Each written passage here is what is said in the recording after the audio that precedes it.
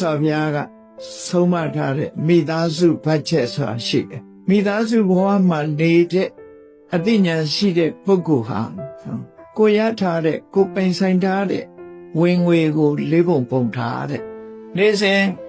အသုံးပြုတဲ့ထဲမှာတပုံကိုသုံးပါနှစ်ပုံနဲ့ပစ္စည်းဥစ္စာတိုးပွားအောင်လုပ်ငန်းတစ်ခုယဉ်နှိမြုပ်နှံပြီးတော့လုပ်ပါလေးခုမြောက်တပုံကိုတော့အရေးကြုံတဲ့အခါမှာအသုံးပြုဖို့ဆိုပြီး emergency အနေနဲ့သိမ်းထားပါရန်ပုံငွေအနေနဲ့ထားပါတော့သူဆိုအဲ့တော့အဲ့ဒီမြတ်စွာဘုရားဟောကြားဆုံးမထားတဲ့မိသားစုဘတ်ဂျက်အတိုင်းလိုက်နာကြမယ်ဆိုရင်မည်သူမှကြွေးတင်မှလည်းမဟုတ်ဘူးမည်သူမှဆင်းရဲမှလည်းမဟုတ်ဘူးကိုယ်အတိုင်းတာလေးရကိုဟာချောင်းချောင်းလဲလဲသုံးနိုင်စားနိုင်တောင်းနိုင်ကြမှာဖြစ်တယ်အဲ့လိုမဟုတ်ဘဲနဲ့အသုံးတဲ့အဖြုံးကများနေတာ